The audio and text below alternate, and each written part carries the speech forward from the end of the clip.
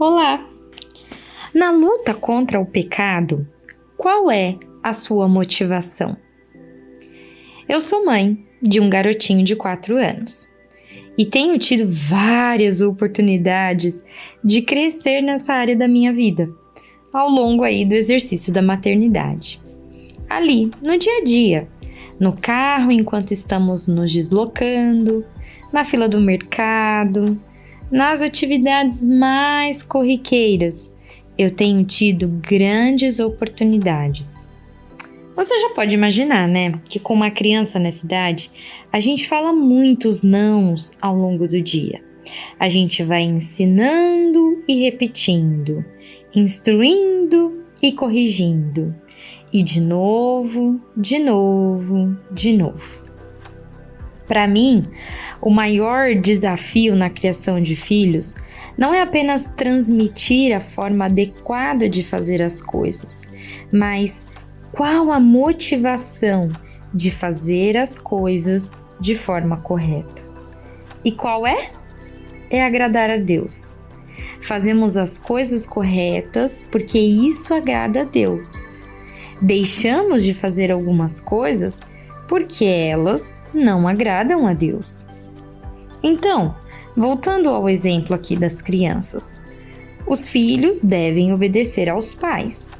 Essa é a instrução. E por que eles devem fazer isso? Porque os pais são mais velhos e sabem o que é melhor para os filhos? Porque com a obediência dos filhos, o papai e a mamãe vão ficar felizes? Porque é isso que os filhos bonzinhos fazem. E você não tá me vendo, mas bonzinhos aqui eu tô falando entre aspas, porque esse seria assunto para uma outra conversa sobre a depravação total. Afinal, tudo de bom provém de Deus, porque só Ele é bom. Mas e aí? Qual deve ser o motivo para a obediência da criança? Simples, ela deve obedecer aos pais porque isso agrada a Deus. E ponto final. Mas antes que você pense que está ouvindo um podcast sobre criação de filhos, eu te pergunto: na sua luta contra o pecado, qual a sua motivação para crescer em santidade? Em minha outra oportunidade, aqui pelo conteúdo do Pro 31, que é o Ministério de Mulheres da Igreja Batista Central de Campinas, e que tem esse nome porque usa como base o texto de Provérbios 31, eu falei um pouquinho sobre a referência de Isaías 6 e da resposta do profeta Isaías diante da santidade de Deus. Ele dá ali um consciente "ai de mim". E eu finalizei aquele vídeo perguntando qual tem sido a nossa resposta.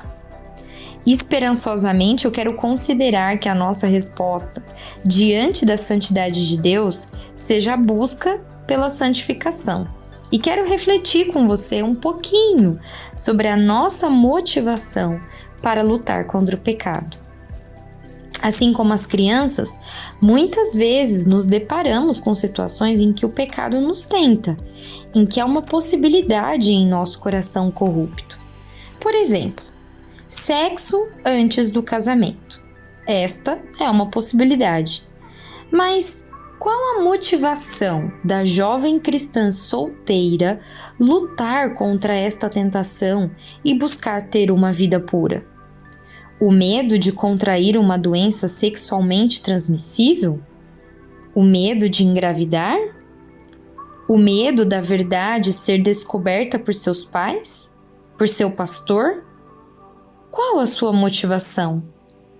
Ainda que a resposta dessa jovem seja apropriada, e nesse caso que ela não faça sexo fora do casamento, dela se preservar e de se abster, a pergunta é: qual é a motivação dessa jovem? Diferente de nós, que apenas acessamos o comportamento externo das pessoas, o Deus Santo que as Escrituras revelam sonda o nosso coração e conhece as nossas reais intenções e motivações. No livro Santo, Santo, Santo, como a santidade de Deus nos leva a confiar nele, a autora faz uma excelente explicação de como o nosso comportamento revela a fé que temos em Deus.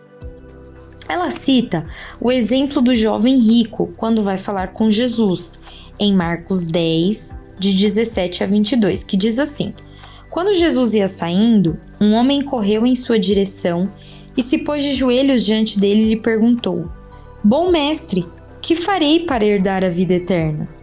Respondeu-lhe Jesus: Por que me chama bom? Ninguém é bom, a não ser um, que é Deus. Você conhece os mandamentos: não matarás, não adulterarás, não furtarás, não darás falso testemunho, não enganarás ninguém, honra teu pai e tua mãe. E ele declarou: Mestre, a tudo isso tenho obedecido desde a minha adolescência. Jesus olhou para ele e o amou. Falta uma coisa para você, disse ele. Vá, venda tudo o que você possui e dê o dinheiro aos pobres, e você terá um tesouro no céu. Depois, venha e siga-me. Diante disso, ele ficou abatido e afastou-se triste, porque tinha muitas riquezas. E eu quero ler para vocês essa parte do livro em que a autora vai falar um pouquinho sobre essa referência. Ela diz assim: há algo de admirável nesse jovem anônimo ao querer saber como viver para sempre. Mas note como ele se dirige àquele que sabia a resposta. Ele chama Jesus de bom mestre. Ignorando a parte do mestre, Jesus chama atenção para sua aplicação superficial do termo bom. Por que você me chama de bom? Apenas Deus é verdadeiramente bom. O desdobramento é óbvio. O jovem chega com uma pergunta para um mestre que ele considera bom, mas não Deus. A crença do jovem rico é tão autêntica que ele é sincero em sua fala ao Deus encarnado, o único verdadeiramente bom, ao declarar que ele tem guardado sua lei, como se quisesse dizer que ele também é bom. Aquilo que ele pensa acerca de Jesus impulsiona sua maneira de pensar sobre si mesmo, preparando terreno para sua recusa a vender tudo o que tinha, a fim de que Jesus pudesse ser seu maior tesouro. Se Jesus é apenas bom, mas não Deus, então a ordem de segui-lo é opcional. E não é só isso. Se Jesus é apenas bom, mas não Deus, então, tecnicamente, ele não é em nada melhor do que tudo aquilo que o jovem rico tanto tinha. Por que abrir mão de coisas boas por um homem inteligente? A menos que a verdade seja que esse homem também é Deus e, portanto, melhor do que todas as coisas boas que existem. A escolha dessa verdade transforma a entrega em uma questão de trocar cisternas rotas por água viva. O destino dos bem-aventurados que têm fome e sede e serão satisfeitos porque creem naquilo que Deus disse acerca de si mesmo. Percebe que, assim como no caso do jovem rico, nossas crenças sobre Deus determinam como nos comportamos? Se esse for o caso, suspeito que muito dos métodos e das mensagens referentes à santidade podem, na verdade, incentivar o oposto, conduzindo a uma moralidade terrena, em lugar de uma justiça enviada do céu. Sempre que a santidade é prescrita de uma forma que não implica abordar o sistema de crença subjacente que levou ao pecado, temos o potencial de deixar a bola cair. Digamos que alguém decide ir a uma igreja, se assentar no banco, cantar os hinos e então ouvir um sermão sobre santidade. Nele, escuta coisas do tipo, tome a sua cruz e morra todos os dias para o eu. Ou, não se pode servir ao mesmo tempo a Deus e ao dinheiro. Que bem tudo isso pode fazer ao ouvinte se ele acredita que Deus é mentiroso?